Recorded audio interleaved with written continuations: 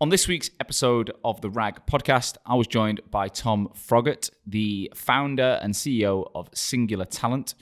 They are a specialist life sciences recruitment business headquartered in Cardiff. There's only 2 of them in the business today, and they're 10 months old. So actually, I think this is the smallest, the youngest brand we've interviewed on the RAG podcast.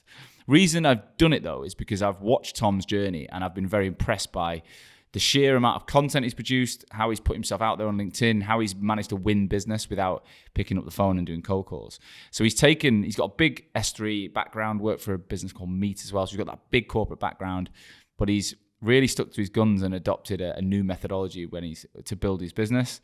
He actually talked about how he had some really tough times and how he got through that, and how he almost reverted back to old school methods to try and make money, but stuck to his guns, and it's paying off. In this episode, I think if you're either looking back on your early days, you could learn a lot. If you're thinking about starting a business, you'll definitely learn a lot because he's only 10 months in. And if you're in the early days yourself, you should be able to empathize with Tom. A genuinely great guy. I'm absolutely convinced he's going to be one to watch in the future. So hope you enjoy this episode.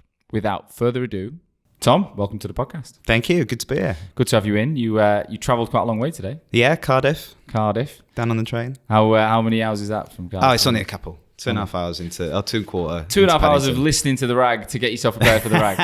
I was going to, and then I forgot my headphones. Oh, mate. Oh. Well, you're a seasoned podcaster anyway, so you should be more comfortable than a lot of our guests. Yeah, although I'm used to being on your side, so, used to the easy always bit. Open. If you want to ask any questions, if you want to reverse, maybe shit on me, then we're all open for that. Yeah. Well, Tom, look, I've given you a little intro, mate, but I always ask if you can give the listeners a direct intro as to who you are and what you're up to. Mm-hmm. So I'm Tom Froggatt. I run a company called Singular Talent, pretty new recruitment company. We launched in January the 7th this year. And we basically work with pharma and biotech companies, small and medium pharma and biotech companies, and we help them hire scientists. Wow. We've taken a slightly different approach to things, and we'll probably get into that, I guess. But yeah. I guess background-wise, I've been doing recruitment for almost 15 years, mostly in this sector.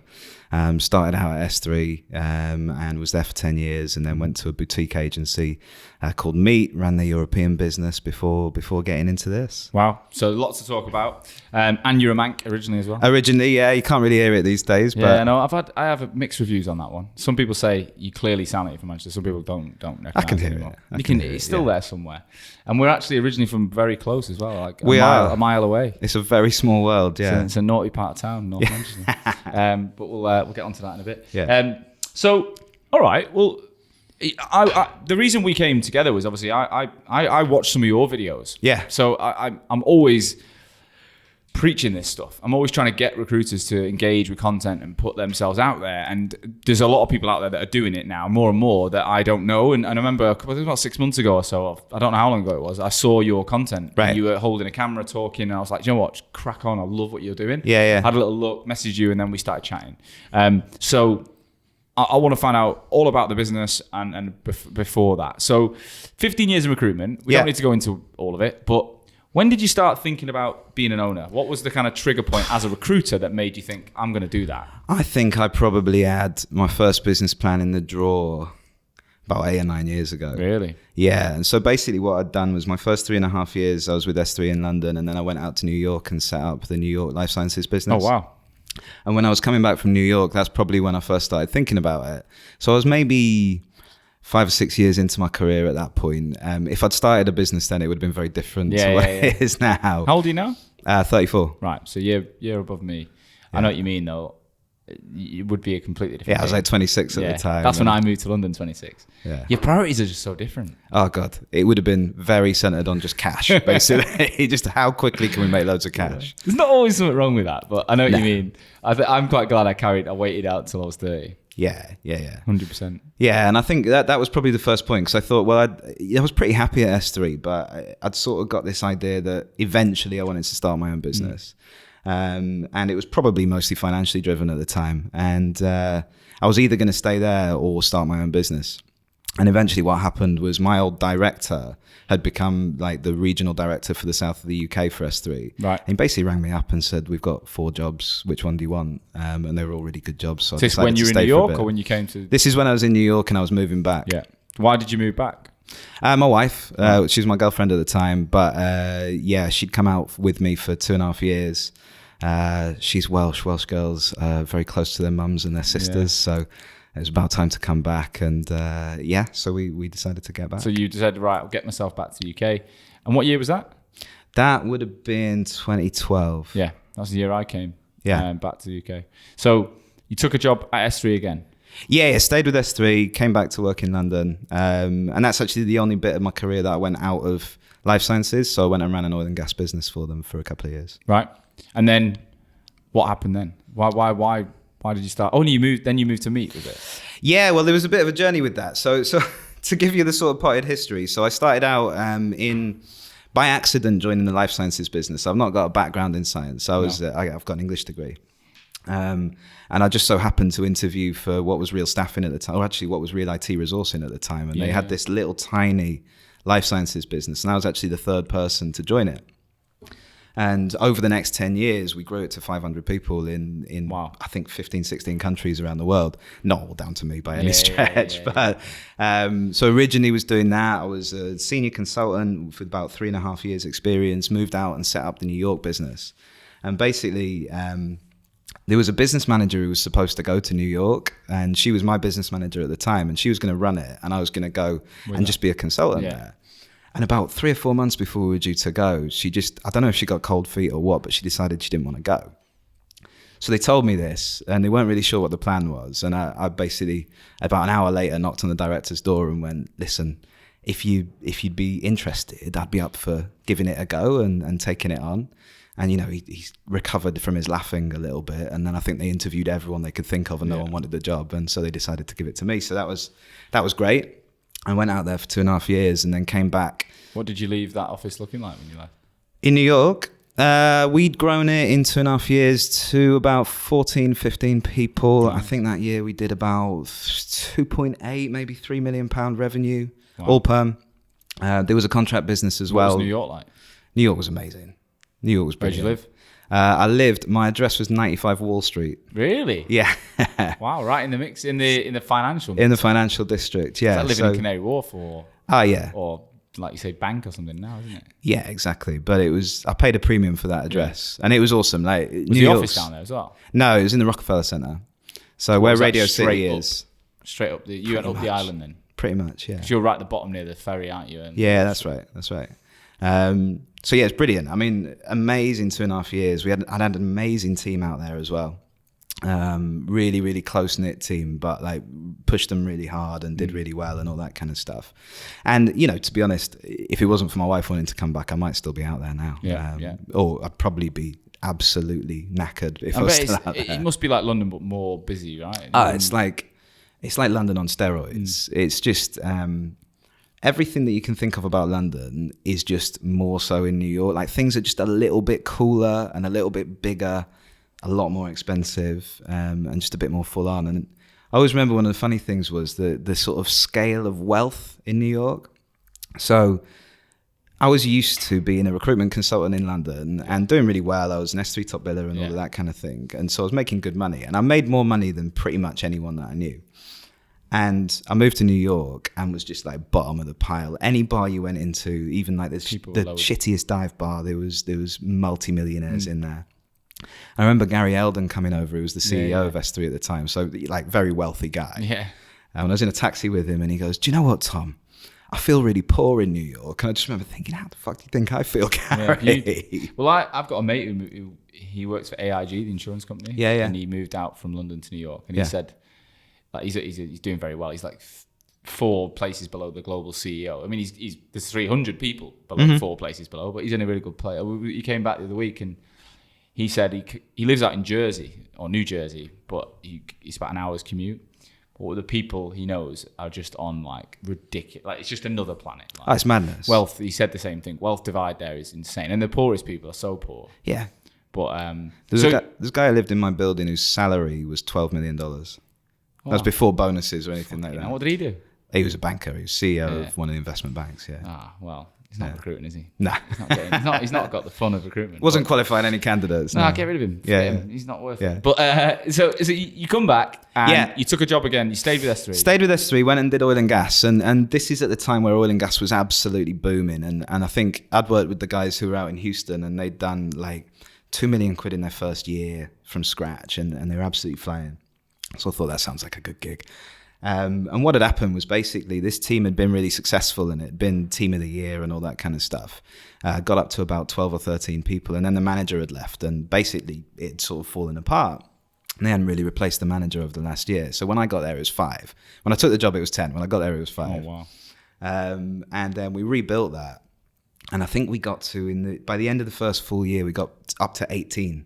And we were doing oil and gas in the UK, Europe and Africa. So we were doing stuff in Nigeria and Angola and eventually in Kenya and places like that, which was really different. Did that for a couple of years. Basically, what had happened was we grew it really, really quickly, just didn't put any infrastructure in place whatsoever, which was entirely my fault. I didn't really understand that at the time, but looking back on it, that was something I should have done better. But it basically started falling apart. Really? Didn't really take responsibility for that, and was turning 30 as well, and had a bit of a crisis, and internally basically pitched to go and start an executive search business for them. So I went back to Real at the time, and started Real Executive, which was life sciences but proper executive search, so doing C-level and VP level appointments. And so I was doing that for a bit, did that for a couple of years and got that off the ground. And then this opportunity came up at Meet to come and run the European perm business. And so... Did you get headhunted, or was it network? It was a bit of both. We kind of knew of each other. So Hannah, who's the CEO now, and I had been senior consultants at the same time. She was at Progressive, I was at Real, and we were doing similar markets. So we'd kind of come across each other. Yeah. And then I signed up for, Hunted, the platform. Yeah. And they basically at the time was saying that they could give you like a billing comparison thing. So they'd take people in your sector and show how much you bill compared to them. And they never actually ended up finishing it. But I thought, that's pretty cool. I'll sign up for that. But what you had to do is you had to create a profile to do it. And so what the internal recruiter from Meet got in touch with me on the back of that. And it was so it was actually through Hunted then? Yeah. Oh, wow. Yeah. Good work. I don't know if they ever actually paid them for well it. Done. Well, I don't know if they ever charged for the performance fees, did they? I don't know, but they would have got a decent fee out of that. But so how long were you then at Meet for? I was at Meet for 2 years. Right. And I think what happened was about 6 months in, I'd always had this idea that I wanted to start a business. And I don't think leaving S3 I was confident enough to do it. Right. Because even though you were like 30 years old, you still... Yeah. I was 32 by then. Yeah. And there was a couple of things. I don't think I was quite confident enough to do it. And, S3's brilliant at a lot of things, and they're very, very good at selling you how much they contribute. And they do contribute a lot, but I think you're sort of in this little bubble where you just don't realize how much you know. And I went to Meet, and the other reason I didn't start up at that time was I'd had my twins about a year before that, and so kind of needed a salary at the time. Yeah, that's a big part of life, right? Yeah. And went to Meet, basically spent the first 6 months really getting under the bonnet of the business and looking at it. And it was a good business, but they wanted to do more with it. And so we had to look at how it was structured and the markets we were doing and who we had where, and really take it apart and put it back together again. And I think it was in the process of doing that I thought, actually, I can do this on my own. I could do this myself. And then I spent the next 18 months really doing a good job at Meet, and we built a great team, and they're a really good company. But basically saving up enough money to go and... So you had one eye on it for 18 months? Yeah. Yeah, we had about 2.5 years, I think, of knowing we were going to do it. Deadlines and dates. I mean, I was a contract recruiter with a big book. I was getting like $9,000, $10,000 a month commission. Yeah. So I was like... It's tough. It sounds fucking great to start, but when you got that kind of money every month, you're like, if I stop now, I could just wait another 2 months. Yeah. And I've got X. It was only going into management when I actually started giving away all my relationships and contractors that I was like, I'm earning less money, but it's going to be a lot easier to walk away from this. Mm-hmm. I'm glad I did it. But that 18 months is a really interesting time because you're almost like treading water, aren't you? You're working hard. Like I remember putting it in, but you've always think every penny you spend outside of work becomes different. And I'd always had something like, so I was buying a house. As soon as I bought the house, it was the business. Yeah. Then it was the business. Then it was like, right, wedding engagement ring. And then it was wedding. And I feel like I've always had something to work towards. Yeah. So how did you decide what date you were going to do it? Well, what actually happened was we accelerated it a little bit because we were trying to sell our house. So the plan was always to start the business in Cardiff because that's where my wife's from. And kind of when I got to the point of really putting the plan together and deciding to launch a business, I started thinking, well, actually, is there any reason for me to be in London? None of my clients are in London. It's the most expensive place to start a business. It's the most competitive place to start a business. Why do it here? And we started looking at Cardiff, and initially from a personal point of view, but then we started looking at it from a business point of view, and the savings there are amazing. The government are really supportive. They want you to start a business, whereas in London, they're just like, yeah, good luck, pal. See Another you later. one. Yeah. And so we decided to do that. So we were trying to sell our house in Surrey. And all the estate agents came around and they said, 2 to 4 weeks, we'll have it sold. And it took 15 months to sell the house. And eventually it got to the point where I'd saved all the money, and we'd saved more than enough money. And I was commuting an hour and a half, hour and 40 minutes each way to do a job that I knew I was going to be leaving in a few months. And I wasn't where? From Surrey into the city. How long into your commute Aldgate. was? Oh. Yeah. Not seeing my kids very much. I was maybe seeing my kids like 5 minutes a day. And I just thought, you know what? We just got to start it in Surrey, and then we'll move it to Cardiff when we sell the house. Yeah. And so that was what sort of triggered it, really. So what date did you start? Was it January then this year? Yeah, so we sort of my official start date or my official finish date was sort of at beginning of December last year. How did they take it when you handed your notice in? I think different people took it in different ways. I think the other thing that had... it's always a big moment, that. It is, yeah. I think the other thing that had contributed to the timing was that I'd got the business into a really good place where it didn't need me on a day-to-day basis. Solid 2 years. Yeah, so we built a leadership team. There was 4 people reporting to me who were running the teams. And the business was doing well and all that kind of stuff. And I think, it wasn't really going to hurt the performance, me leaving. It might have had an impact on how quickly they grew, but in terms of the actual revenue, it wasn't going to hurt it. So they took it well from that point of view. I think I'd kind of hinted at being a little bit unsatisfied with stuff, not to my team, of course, but to the CEO. Yeah. So I don't think they were massively surprised. And then Paul Maguire, who was the founder, he'd done exactly the same thing, so he was pretty cool about it. What, with the previous company? Yeah, when he started he was at S3 well, as most founders have. Yeah, exactly. That's the truth. And as much as it's an ego hit, you can't hold anyone back, right? No. You can't. No. I think it's, like you said, I think it's often that they can see you in their growth plans. Yeah. And it's like, fuck, it's a big hole, right? And especially if you're good at what you do. Yeah, most founders are. So where did you get the name Singular Talent?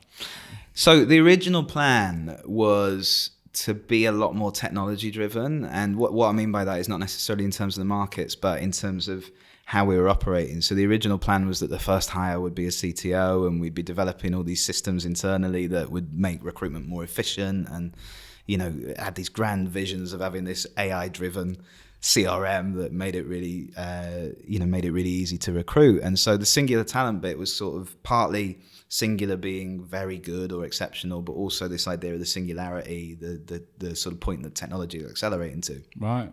Anyway, we realized that was going to be really expensive and bin that idea, but really liked the name, so I kept it. And there was no other singular recruitment company? No, not that I could see. There was like a talent agency, but that was about it. Yeah, and I looked everywhere because I thought this can't be right. Honestly, like finding names, we're helping a client at the moment find a name, and we've done it now, but you still need to think about like the URL and having like some weird and wonderful add-on, because to get a .com these days is really tricky. Yeah, and that was available as well, which was the thing. It was quite expensive, but it was available. So you finished in early December. Yep. And then officially launched on January the 7th. Yeah, so I was doing like background stuff in the meantime, like the website and all that kind of stuff. But yeah, it's quite fun when all you've done is sales to do other things, I think. Yeah. I mean, I was lucky. I'd got involved when I did the executive search business. I got quite involved in marketing, and I was a little bit involved in the financial stuff at Meet, and I was quite involved with marketing there. But yeah, mostly sales, and then getting into talking to graphic designers. And, I loved it, and then realised actually this ain't me. Go back to sales. It just wasn't me. Like, I was quite enjoying even just like looking at the content strategy for ourselves, and obviously I love a bit of content, but I'm still born from a salesperson. So it's like you might enjoy a break, but it's where your calling is. It's what you do. Yeah, and I think that's something I've learned over the last year is that my original thing was like I was trying to learn everything. So like I tried to learn how to build a website, how to code a website myself, and then decided to hire a graphic designer. Or actually, we had a friend who did it for free, which was good.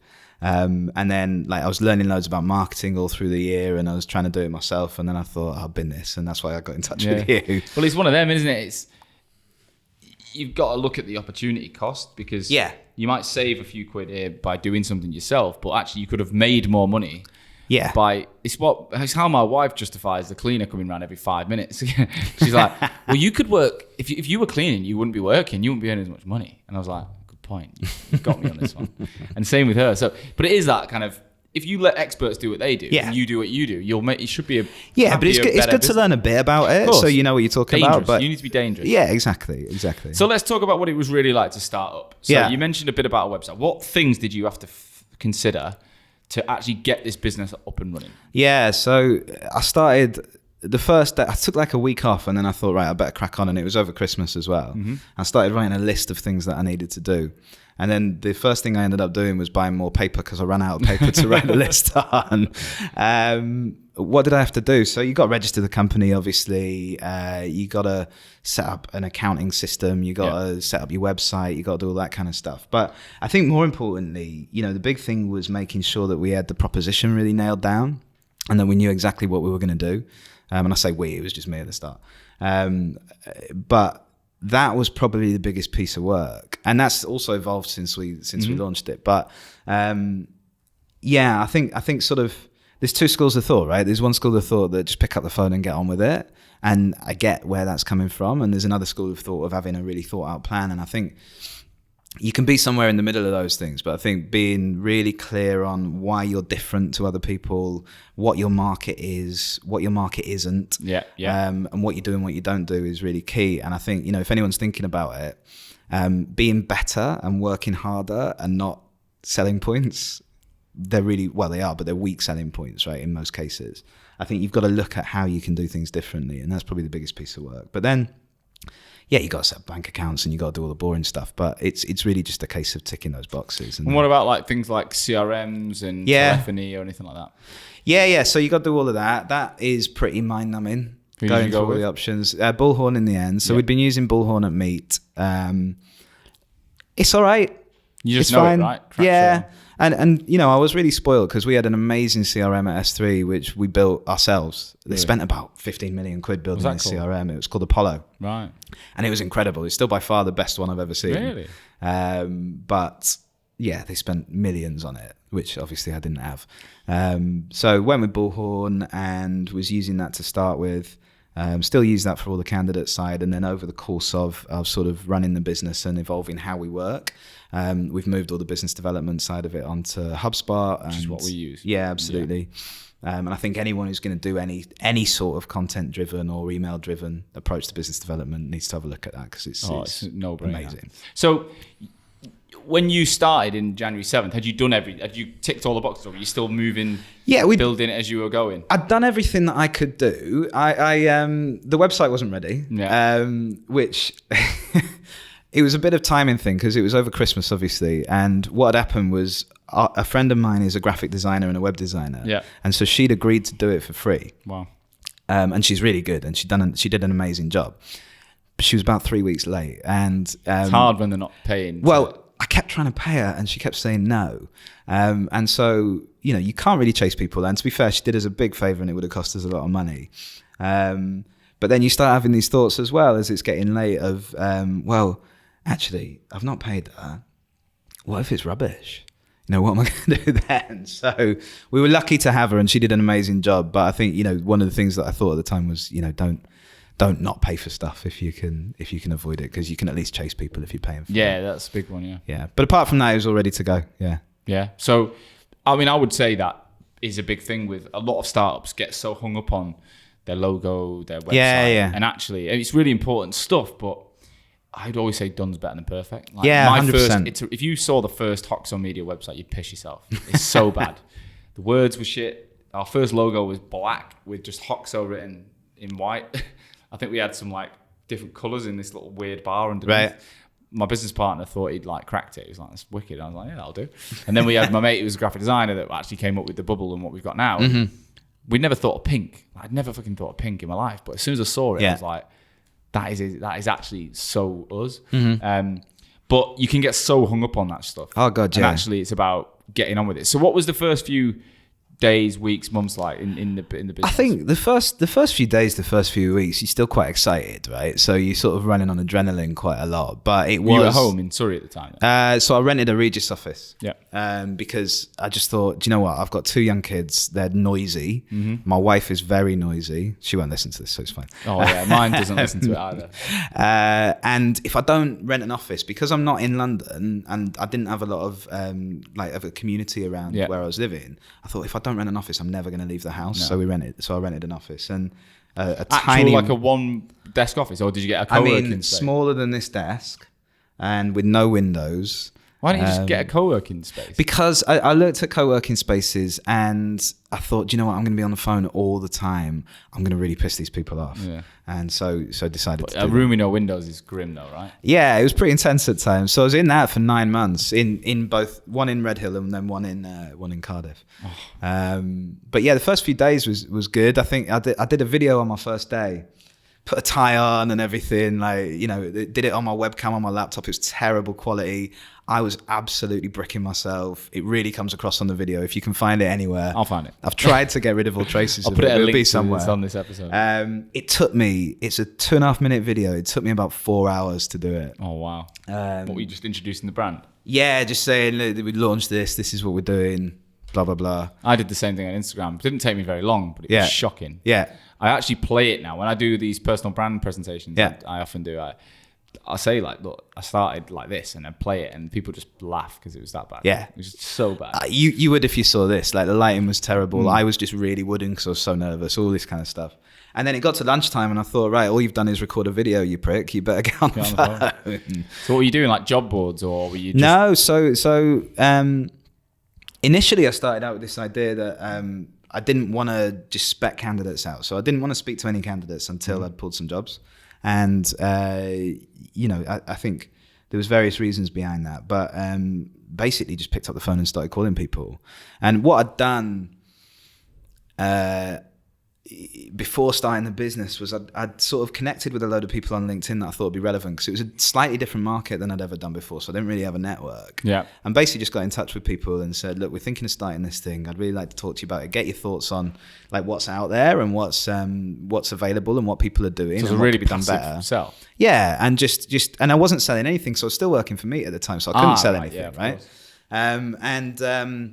And just wanted to see what your thoughts are. So basically, I'd kept a list of all those people, obviously, and like they weren't Meets clients or anything like that. In case anyone's listening to this, if we get a letter, where should we address it?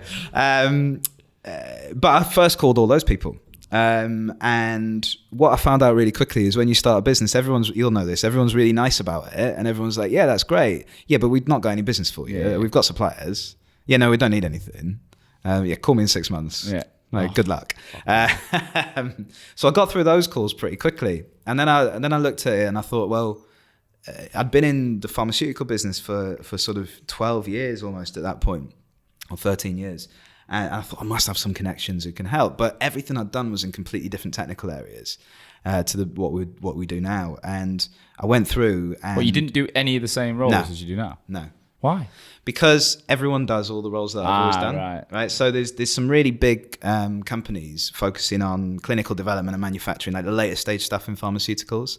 So S3 do it, Meet do it, ProClinical, Barrington James. There's probably 7 or 8 really established companies in that space. And I just thought, you know what? It's just me in a room. I don't need to go after all these people. And also I've got restrictive covenants and all this kind of stuff. So what we decided to focus on was the science and technology end of really early drug discovery. So it's much more technical. People shy away from it because it's really, really technical. I'm talking like... Is there a lot of movement in that market? Yeah, there is. There is. The UK is really, really healthy in that sector. So 35% of all biotech companies in Europe are in the UK. Wow. Why is that? It's because of the universities, mostly. So the scientific, sort of the strength of depth The strength in depth of scientific talent in the UK is massive, Wow. particularly around Cambridge, Oxford. Cardiff is really good, actually. Some of the universities up north, Nottingham University is really good, Edinburgh. And they've got this real tradition of spinning companies out of the universities. And so, like, Cambridge is it's the biggest hotspot for biotech in the world after San Francisco and Boston. Wow. So I didn't know that at the time. It was really lucky. But I now spend about 3 days a month in Cambridge, which is a real pig of a drive from Cardiff, but it's worth it. Nice place, though. It is nice. The Premier Inn's really nice. And so I didn't have any contacts in that market. So I just thought, okay, well, I'd better Get on with try it. and ring some people. But you knew enough about it to know what you were focusing on based on where you had been. Yeah, I in theory, yeah. I didn't. You knew really, what to target at least. Yeah, exactly. Yeah, that's yeah. half the battle. Like, Yeah. if it's a new market, where do you start? Well, you knew that. Yeah, and I think actually that 18 months that I was thinking about the business really helped with that, because it started out really broad. I started out doing pharma and biotech and medtech and data science and AI and IT and all this kind of stuff. And I thought that's a bit much, and gradually narrowed it down to this. And so that's what it stayed as.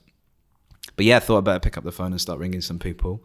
Initially, it was pretty much all cold calling. After about 3 weeks, I cracked on the sending spec CVs thing, because I just wasn't getting anywhere.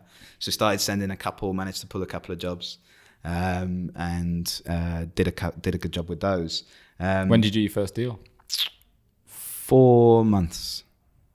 Decent fee? 4 months. Yeah, it's about 10 grand. Yeah, so at least it's like puts money back in and you're like, right. Yeah, I mean, we didn't invoice it till 6 months. Yeah. So the first 6 months of the business, there's no revenue. Wow. At all. Did that start to get to you? No, I'd planned that. I'd planned that in, because I'd figured it'd take 3 months to do my first deal, and I actually did it a day after the third month ended. And then I'd assumed there'd be a 3 month notice period. So luckily I'd planned that in. Yeah. But yeah, I mean, don't get me wrong. We went down to about 2 grand in the bank at one point, and that was a little bit nervy. But when it's just you're not spending a lot of money. No. I think LinkedIn was my biggest cost, so it wasn't too bad. But yeah, kind of that's how it started. We just cracked on and picked up the phone and learned as I went and figured it out. So one of the things that I liked about you is the vision for what you're trying to create, right? Because we're still so early, so we can we will talk about the rest of the year, but actually what you're trying to create and why is something I think is what a lot of I'm listening to similar stories. So what was or what is the mindset you've got around how you aim, like you just said, not really bothered about specking CVs. You're not that keen on cold calling anymore. No. Like you know there's better ways. So what's your vision for how you're going to do this? Yeah, so the whole premise of the business is centered around this idea of making hiring better. Yeah, no, I love that. And where that comes from really is that, look, the reputation that the recruitment industry has is completely deserved, in my opinion. I think there's too many people out there who are just worrying about themselves. And the recruitment agency is at the center of every interaction that they have. Everything's about them. It's about their deal target. It's about the job that they have as opposed to the other job that they have. It's about what the director needs to hit his bonus. Like there's lip service paid to customer service and candidate experience and that kind of stuff. But usually when push comes to shove, it's about the agency. And actually what I started looking at was, well, if you look at businesses in other industries, I'm not really interested in learning from recruitment businesses unless they're doing something different, because I don't think a lot of them are very good businesses. But if you look at other businesses, it's all set up around how do you add value to people? How do you solve a problem for people? And hiring is a really big problem. And 100%. Careers are such an important thing to people's lives. You know, and there's various surveys on this, but depending who you believe, it's reported that sort of between 50 and 75% of companies struggle to fill their open roles. But every single CEO you speak to will tell you that hiring and getting the right people is key to building their business, right? So we thought, okay, well, there must be a way to make that better. And so the core part of the business was always going to be the recruiting element of the business. And you know, as a business model goes, we've stayed fairly traditional with placement fees and things like that, but we've added a couple of products, which I'll talk about in a minute. But what we wanted to look at was how could we make companies better at hiring, whether they were using us or not. And first of all, we wanted to show them that actually recruitment's changed. And I think when I started in recruitment coming on to 15 years ago, there was no LinkedIn. Google wasn't as powerful as it is now in terms of being able to extract information and find stuff. Your biggest challenge was finding people and getting in touch with them. And that's why people spent so much money on advertising. The size of the database was so important. Your network was really important. But now LinkedIn has solved a lot of that problem. And particularly for the people that we recruit, they've all got PhDs. So they've all published some work somewhere. They're speaking at conferences. They're attending conferences. They're on company websites. They're online, right? And some of them are more online than others, right? And so some of them are still hard to find. But you can find them. The challenge is now that everybody, not just about jobs, but everybody gets so many marketing messages every day, as you know, about everything that you've just got to cut through that noise to get their attention and to engage them and attract them and engage them in a conversation, even if it's not about a job straight away. So that was really the sort of first premise of the business, was this idea of cutting through the noise. And so we started to think about, well, how can we do that for companies? So as part of the search service, we don't advertise. It's all about passive candidates. 70% of the candidates we work with are passive. We approach them, and it's all about how do we help companies to tell their story in a way that gets attention. So we do a lot of stuff that you guys probably do in that we'll test different subject lines for in-mails, and put a question in one of them and not put a question in another one and see which gets the most traction, all that kind of stuff. So we started with that, is how do you tell that story in a way that attracts people? Because I can't speak for other sectors, but I think it's probably still the case there. I think in our sector, companies are quite good at telling their story to investors, and often they're quite good at telling their story to customers. They're not very good at telling their story to potential candidates. Well, I couldn't agree more. Yeah. Right? And one of the things I love about this podcast, specifically for the guests that come on, like including yourself, is as you grow and you're trying to interview and hire talent, your story is something that people will buy into. And actually, this is an evergreen recorded version of that story. Oh yeah. So I'm keeping all of this. Yeah, you can use it as part of your. But that's how many companies rely on the CEO or one of the directors to go into a room and repeat the same fucking thing. And actually, it's just becoming Chinese whispers. Whereas using video or audio technology to capture the essence of that and then use it to build on, it sounds so simple, but not many people do it. 100%. Because they're not thinking about they're just thinking about the customer acquisition. No, and I think, I'll come onto this in a bit more depth in a minute, but we started a podcast that I host where we interview CEOs and CSOs of our target companies, so biotech companies. And one of the things that we found is when we end up recruiting for those companies, as soon as I speak to someone about a job, or one of the team speaks to someone about a job at that company, send them a link to the podcast. They'll learn about the CEO, but they'll also learn about the work the company's doing and all that kind of stuff. The engagement that you get from it is huge. So the more content there is and the more insight there is, the better, as you say. And I think, you see it in the way that people use their careers page. They can have this amazing website and the careers page is just a list of jobs. Yeah. So that was the first part, is helping companies to tell that story. So we started putting out videos about how you can hire better. And some of it was about employer branding. Some of it was about how to interview people better, because most people are terrible at interviewing. Stuff around how you should make offers and all this kind of stuff. And sort of as we went through that, we sort of realized that making hiring better can't just be about companies. It has to be about the candidates as well, and people looking for jobs. So the term isn't new, and I don't think necessarily what we're doing with it is new, but we put a lot of emphasis on this idea of a talent community, which in physical reality is just a candidate database, but what you do with it is very different. So whenever we speak to a candidate, it's usually led by a job the first time we get in touch with them, but what we want them to get value from us for their career, whether it's for their job search or for their career longer term. So we put out content for them as well. Sometimes it's about how to interview better or how to make your CV better or whatever. Sometimes it's just about career development or negotiating a pay rise or that kind of stuff. And my view on it is that you can focus on placing someone now, or you can focus on building a relationship with them that's going to last the length of their career. And I know which one I'd rather do, and I know which one's going to be more valuable, right? So that's the sort of premise of where the business has come from. So we started out with a pure search model, which was all focused around pretty traditional placement fees, but targeting passive candidates and using some of these new approaches. And it was really successful. I mean, what we saw was that the first job that I filled in 6 weeks, and it had been open for 2.5 years. on and off, but it'd been open for 2.5 years. And I thought that's quite good validation of what we're doing. And there was a couple of Is occasions. that because of the market being so niche? And because of the market being so niche, and also because I think everyone is doing the generic sort of advertising, approaching people in a very generic way. And, you know, we placed someone who was working at a direct competitor of this company in basically the same job. You had to create a reason that they should move. And I think that's probably what we did. I mean, we also caught them at the right time and all that kind of stuff. But, you know, that was the first validation. And then that happened with a couple of other positions. So yeah, this talent community idea spread, and there was more companies picking up this idea of making hiring better. And I started having some really interesting conversations with people, and particularly HR people and senior HR people, because what we started talking about was, well, this is the recruitment bit, but we can also do this consulting bit. yeah. And it was a bit vague to start with, and we're having some really interesting conversations. People were going, "Oh, that sounds good." But it was never going anywhere. But I realized there wasn't really anything for them to buy. It wasn't productized. No. Yeah. So just recently, last month, or this month actually, sorry, November, we launched a virtual talent acquisition service, which sits alongside the search service. So not focused on passive candidates, but focused on taking over all the advertising for a company.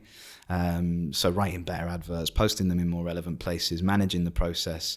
Because we're targeting small and mid-sized companies, usually what we found was that the HR manager was also the office manager, the finance manager, the operations manager, and usually wasn't from a talent acquisition background. So we've basically been going to them and going, would you like a bit of help with this? And we do that on a per job basis rather than a placement fee basis. So that started really well. I actually sold it by accident before we launched it. Best way. Yeah, so that was good. But products will evolve as well. Like what you're doing, I think, message to anyone out there that's thinking about more productization of their service: be prepared that your first idea is not your actual. Like I've had what we do now. I'm very confident is like it will change. But I'm very confident in our model, and it's going really well. But to get there, we've had to go through like 5, 6, 7 iterations of that, and you keep getting closer, but you keep fucking things up. 100%. And learning from the pricing or the timing or the design, or literally it can be really tricky. And I think before you launch anything, and this virtual talent acquisition product was really different in the first draft of it. Before launching anything, just go and talk to some people about it. You know, just go and talk to some people who would be the target market and say, what do you think about this? I'm not trying to sell it. It's not ready. I just really like your thoughts on it. But I hope you buy it. Well, that's what I was saying. I was not trying to sell it, but I hope you buy it. I'm not selling it, but you know, if you wanted to buy it, you could. It's not a sales call. Yeah. But can we meet and talk about what my proposition is? Yeah, exactly. But, you know, it's like, you know, no plan survives first contact with the enemy, which I'd love to say is a really deep quote, but it was actually on an episode of Ninja Turtles I was watching with my son the other day. Oh, wow. That is an old one I used to like. Yeah. Do you know what I read or heard someone saying, like, you know, if you're happy with your product when you launch it, you waited too long. You waited too long, yeah. No, sorry. If you look back at your first product launch and you're happy with what it looks like or sounded like or whatever, like my first website was fucking awful, but your first video, you weren't happy with. But that's good. Just do it. If you wait for perfection, we have a lot of clients who stall and, you know, they mean well, but they're just so scared to take that step and break out the norm that they don't do it. And how many people sat in agency now going, I'd fucking love to start. Yeah. Like I literally posted a video yesterday with Craig Davies from a recent episode, which said, first year, there was only 1 month we didn't pay ourselves. And we were like, what the fuck? Like he had a team of 20 people or whatever. And I put in the post, like, are you sat there, like, you know, enjoying the comfort of or is the comfort of a salary holding you back from starting? Because so many people are sat there with the potential to do great things, but they're frightened to death of that breakout and what might happen and could happen. The thing is if you're a good recruiter, you don't need to worry about being able to pay the bills, right? I never had that concern. I think I've been doing it for a long time, but that's how I convinced my wife. Is I basically said to her, look, I'm not worried about being able to pay the mortgage. I'm not worried about that. The fear in me is, am I going to be able to do what I want to do with the business? Am I going to be able to grow it to the scale that I want to grow it to and all that kind of stuff? So if you're a good recruiter, you'll always find ways to do a few deals and make some money, right? I think, you know, the salary thing's an interesting one. So there's all these recruitment investors around now, right? And not everyone will agree with me on this, but I think, so for my clients, right, they need to take investment because it costs millions and millions of pounds to get a drug to market before you see a penny, right? If you're starting a recruitment company and you're taking investment, it is a waste of equity, if you're taking it at the very beginning particularly, because you're giving away 20%, 30%, 50% of something that doesn't exist, so it's going to be really expensive for you. And quite frankly, most of the time, the only reason you're doing it is because you're worried about not being able to take a salary. And actually, not having a lot of money makes you really... Quite hungry. Really hungry, but also really sort of clear in your decision making. And if you've got 100 grand investment or whatever, it's just hiding your shitty business model. And actually... getting your business model right is more important. It can accelerate things, right? It can give you the freedom to hire 4 people on day one. Sure. But you've got to have a plan that backs that up. If you just take 100 grand to do what you would have done anyway, bad decision. What I would say is like the guys who started season 2, John and Alex, right? Sold a company, 10 years, made millions. And their whole premise is to combat or go against a lot of the others out there who take 20% of your business and manage your back office and let you bill. I see why people do that. They say, nah, we're going to work with you, and while you're billing, we're going to build out the what they call world-class infrastructure. So they're going to make sure you've got like the trigger points in your budget to hire. You're going to have like an L&D function, a finance, HR. So they're going to give you that big company mindset that you might have had at an S3. So that's and if you've only ever been a recruiter, if you never even managed a team, because there's a lot of billers out there that go, I'm billing $500,000, if I can do it myself. But they didn't manage anyone. They didn't have any exposure to leadership. Doing that on your own money, that's scary. Yeah. Fair enough. I get your point, though, why you wouldn't do it. I'd just be really clear about what you're giving up. Yeah. Because equity is really expensive on day one. Now, if you feel that you need that support, which, fair enough. If you're a principal consultant somewhere and you've never managed anyone, and you've never looked at a budget, and you've never even thought about marketing and that kind of stuff, fair enough, you might need that support. But what you're actually getting is the support. The money's less important, and just it's not free money. But you do feel like equity at the beginning of a business. I mean, you might have been the opposite, but I remember thinking it's fucking what's equity? It doesn't matter, like 30%, 20%, like because it doesn't exist. It's an expensive way to think about it. But of course, like looking back now, I'm like, Christ, how did I even think that way? But you can look at it 2 ways, right? So. Going back then, you did your first deal, you invoiced after 6 months. Yeah. But did you do more deals in that 3-month window or 2-month window? Yeah. So that was month 4. Month 5 didn't do a deal, but I was all right, pulled a few jobs, and then did 3 deals in month 6. Right. And I thought I cracked it. How I took did it a lease feel? out. That's one of my questions. Yeah. How did that feel? Because you've done deals for other people. Yeah. When you really make, say, 20, 30 grand in a month for yourself. Yeah. How does that feel? Do you know what? I was saying this to someone the other day. So when you work for someone else and you do a deal, you're like, this is amazing. When you work for yourself and you do a deal, you're like, thank fuck for that. Yeah. It's just a relief more than anything else. When you do a few deals and you have a good month, it's a really good feeling. So did 3 deals in the 6th month and did 2 of them on the last day of the month, right? Wow. And thought I'd cracked it. Took a lease out on a car. Just fuck it. Get one. Yeah, it was just like, whatever. Sauce. Straight on the phone. I'll take it, mate. Yeah, I'll take the lot. Yeah, literally didn't even test drive it. London accent. I'll take it, mate. Yeah, exactly. Did it in about 20 minutes. My wife literally went to get a drink from the bar in the hotel we were at, and then when she came back, I was like, I've leased a car. Well, we did the same thing. We went for breakfast last 2 weeks ago. I came back with a fucking dog. So there you go. We're in the same boat. There you go. Only the dog I can't get rid of at the end of 3 years unless I'm a horrible person. Then blank for 2 months. Oh shit! Yeah, you had a nice car though. Yeah, I had a nice car. Couldn't afford any petrol. What car but I had did a you nice have? car. I got an A4 S line, new one. That's what it's all about. Yeah. Cruising around with your deals. So you blank for 2. How did that feel? That was tough. Right, that was tough. And then then you start questioning stuff. Confidence starts being hit, and you start questioning how you're approaching it, and especially because we were trying to do things differently. I think the proposition was different, and when we spoke, I talked about this. I'd come to the conclusion that there was a better way than cold calling people. So I'd stop cold calling people. And basically I'd come on the back of a week where I'd had like 3 or 4 days of making 150 calls a day and no one picked up the phone, and the people who did basically told me to do one. Mm-hmm. I was just like, I've been doing this for 15 years. I'm really not interested in speaking to people that don't want to talk to me. That's fine when you're doing deals. when you're not doing any deals, it's really difficult to stick to your guns on that. Yeah. And, you know, I remember going home and having conversations with my wife about it, and she'd go, are you sure you should be doing it differently? And you're like, I'm not sure, no. But I think it's the right thing to do. And you know, you got to kind of have the courage of convictions on that. Tough. It's really tough. Yeah.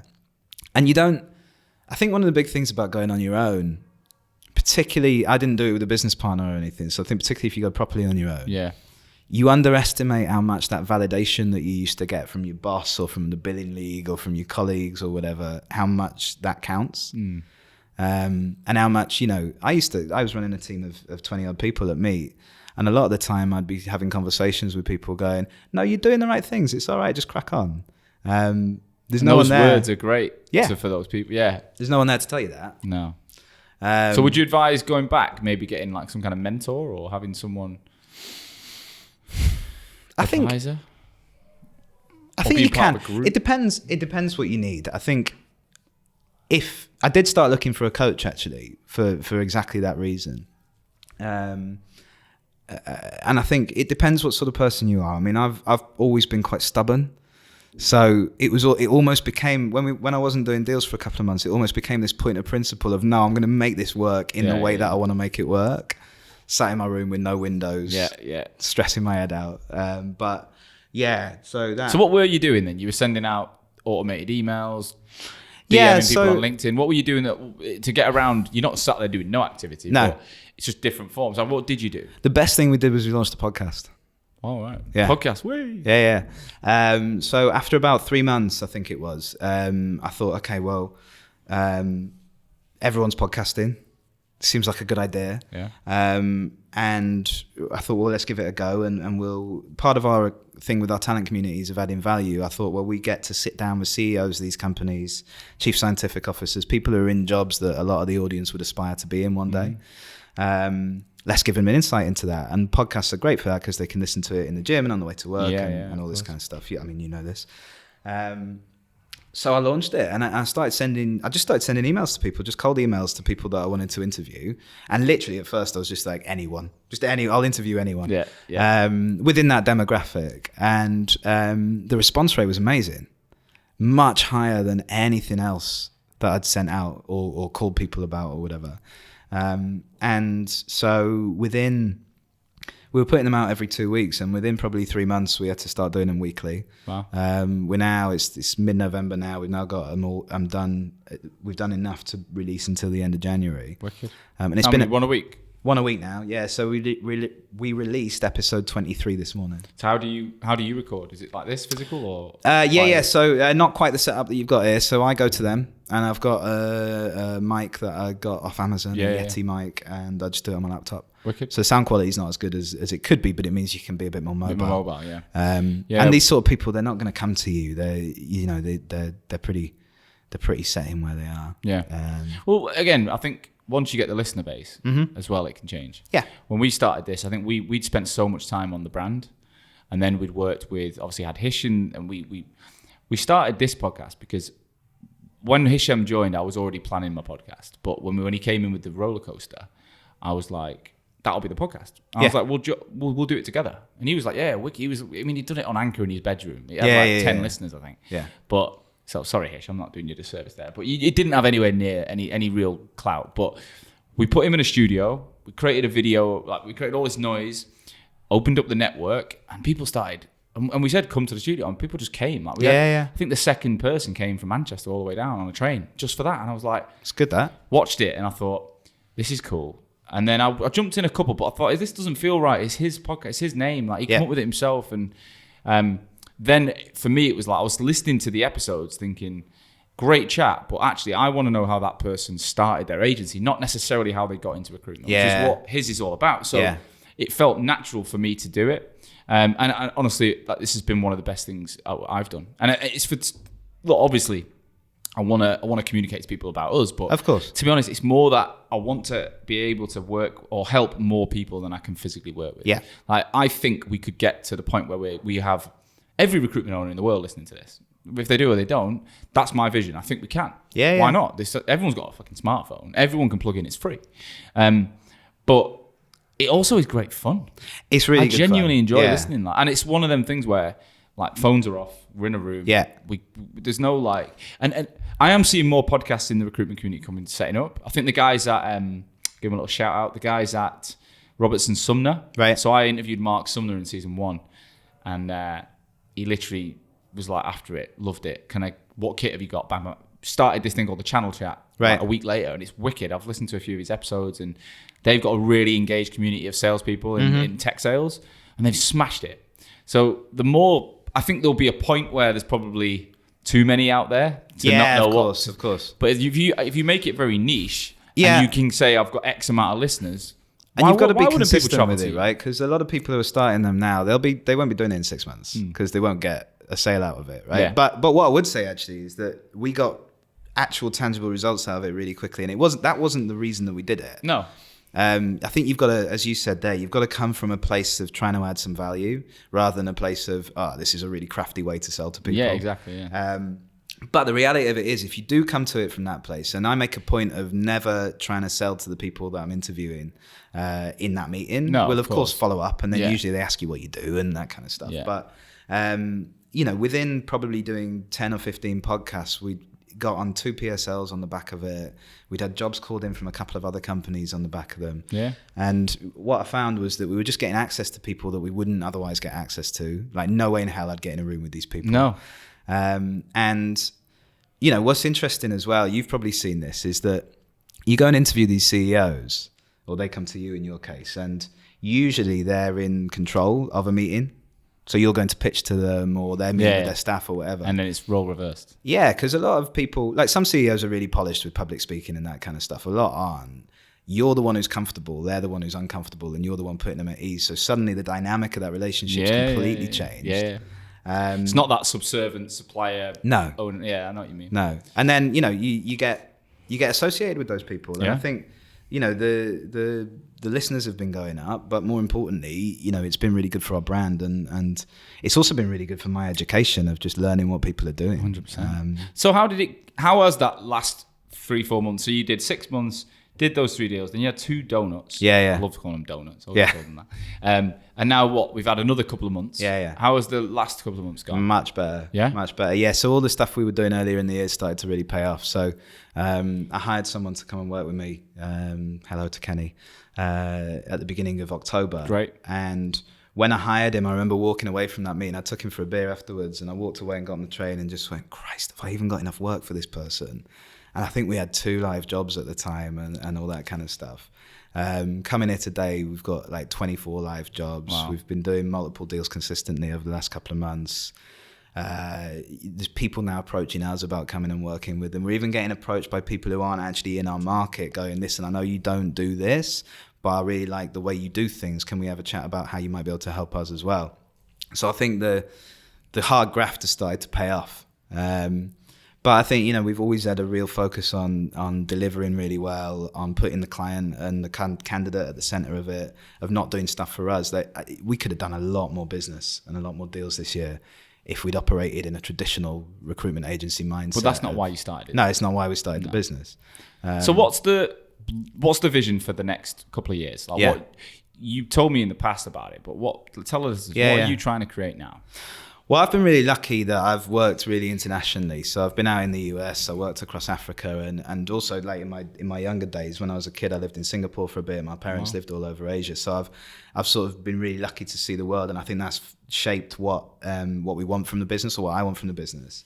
You want to launch in Middleton, right? Yeah. So head office in Middleton. Yeah. And look, the next year or so will be about building the UK business and getting it ticking over. But from there, we want to kick on. So we want to go around Europe over the next 5 years and build different hubs. And we're going to do that through a mixture of having these centralized hubs and then having remote workers. I think that's where the future is. After that, going out to Asia, going out to the US, and building a proper global business, everywhere. Would you imagine big headcount or? Yeah, I think so. I think, you never know what happens, right, in the way that recruitment is done, but there's always going to be that element of interaction, and you're always going to need people to have that interaction. And so, my vision of it is thousands of people around the world and doing different stuff than recruitment as well. So we've launched this talent acquisition product. We're launching an employer branding product, but I want to take it broader than that eventually and move into, I want to launch a mentoring network and get into things like talent management, succession planning, retention, that kind of have a full talent solution. And then Would you do it, stay in that market though? To start with, yeah, I think we can go global on that market, and then there's different markets we can expand into outside of that. So I always get asked, would you take Hoxo into other industries? And I'm like, no. Yeah, fair enough. I personally don't want to. What makes it, why I wake up every day and why I love it is because I'm talking to people like you. Like, genuinely, recruitment changed my life. Thanks, Sean. Thanks, mate. It's not a problem. But recruitment changed my life, and I wouldn't have the same passion if I was doing it for an estate agent. Like, I just wouldn't. And for me, there's something in it that's personal. Maybe it might be different for you. I think it's a bit different with what we do in that we'll still be doing recruitment. Yeah. And I get what you mean because, But we'd still be doing inbound. It's just the people we're helping. And I think I would see a business of ours globally supporting the recruiters in multiple ways. So having more services to one client rather than having the same service to multiple that's sectors. fair. There's loads of ways you can skin That's it. fair. And look, the different sector thing, that's something we might do. I think the global thing is the big part of it, and then expanding the service offering. And then I think, look, going forward, I think work is going to change in the future, and I think remote working is where things are heading. There was a Office of National Statistics report that said that basically by the end of next year, 50% of UK workers will have some form of remote working in their job. And I think in the future that's certainly going to be the case. And I don't, in that situation, in that landscape, I don't think there should be a world where there are skills gaps in places like Cambridge here, in Boston, in San Francisco, and there are people sat in the Philippines or sat in Sri Lanka who are amazing at what they do who can't get a job. Yeah. And so I think remote working will enable that. And I want us to be it unlocks so much, doesn't it? I've got the same. I mean, we've got about 8-9 remote workers now. Yeah. And like 2 of my content writers have just traveled. They're married, right? They both work for us and they've both just traveled the world. I think they've just got back. They're back for Christmas. But like seeing them in Thailand, like when you're having an introductory call with a client and they're sat in their like Hawaiian shirt. You just like, I love that. Like it's wicked. Yeah. They're still working hard. They're producing great results. Yeah. Like I think I can imagine why rookie recruiters, it's hard you want them to be around and train, but and this is why we'll have the hubs, I think, as these like training hubs. But yeah, look, it's where business is going, and I think you've got to embrace that. And the only reason to do it is to be afraid of what people will do or not do. And if you're worried that people aren't going to work, then you're hiring the wrong people, or you're not managing them correctly, right? So that's where it'll go. But I think the whole thing is driven. The whole mission is making hiring better. And it comes back to that original point. And it's all about doing that for as many companies and people as we possibly can. Why, how, what? Yeah, so exactly. Important. So important. So outside of work, Cardiff, married, twins? Twins, yeah. Are they girls? Or boy and a girl. Boy and a girl. Yeah, they're nearly 4. Wow. So what's life like outside of work? Yeah, it's pretty hectic. Given where the business is at, I like the balance towards work is way more than most people would look at and think is okay. I'm all right with it. But what I tend to do is I tend to leave the office at 5 o'clock every day, have dinner with the kids and my wife, and then crack on at 6:30. Right. Don't work on Friday evenings, spend that with my wife. Saturdays spend with the family, and usually just like chuck my phone away and don't even look at it on a Saturday. Sundays, depending on how much I've got, I might do a couple of hours or might do a bit more than that. But I think as much as I don't have loads of time with the family, just try and make that as sort of as present as possible when I am with them. You're right, because you'd struggle to do that if you had that corporate job in the city or whatever. Yeah. Anything you do to upskill yourself outside of work? Like, what books are you reading or anything that other people could learn from? So I think there's a couple of things. So every morning I get a train into work. It takes about 40 minutes to get to the office that I'm in, door to door. And so what I tend to do is go on YouTube and just stick something Tony Robbins, Jim Rohn, Les Brown, just something to get my head right. Yeah. That's been really good, actually. You get does Wi-Fi or whatever good enough? Or it's usually fine. It's usually fine. And then I started last year. So the beginning of last year, I got this book called The Personal Mba. Right. It's by this guy called Josh Kaufman. And it's basically, he took all the syllabuses from the top business courses in the world and looked at what they all contained. And he gives a really high level overview of each bit. But then he also has a reading list, and it's like 100 books that cover all of those areas and are on those syllabuses. So been working my way through that. Any highlights out of the reading list? Yeah, loads. I think Legacy about the All James Blacks Kerr. is amazing. James Kerr, yeah. There's a book called Indispensable. I forget who it's by, but that's all about making a business that your customers can't live without. There's some great sales books, obviously, like Spin Selling and Psychology of Selling and things like that. And I think things like permission marketing and things like Shoe Dog. I really liked the Nike memoir. Yeah, it's probably one of my favorite. Probably is my favorite. It's not really a business. It is a business book, but it's not like a classic, like, you know, how to do this type book. Like, I'm listening to HubSpot Sales Acceleration Formula. Yeah. Which is, I think, for me, building an inbound sales team is amazing. But it's not like Shoe Dog. No. Shoe Dog was incredible. It was like emotional. The mentality bit's a big thing for me, and I think anything around that I'm really interested in, because I think what I've kind of realized over the course of doing this last 10 months, and also just meeting more of these senior people through the podcast, is that they are different to other people, but they're different in just the way they view things. It's not that they're smarter or more talented. They usually work harder, but they've just got different priorities. And I think getting your head right is a key thing. And if you're starting a business, or if there's people out there who are thinking about starting a business, you're going to be the biggest limiting factor on your business. So if you don't invest in your own development, your business just isn't going to go anywhere. You'll get it to a certain point and it'll stop. Yeah. And actually, if you're growing a business, and particularly if you've got people working for you, that's not on. No. You've got to do the work to keep improving, because you owe it to those people.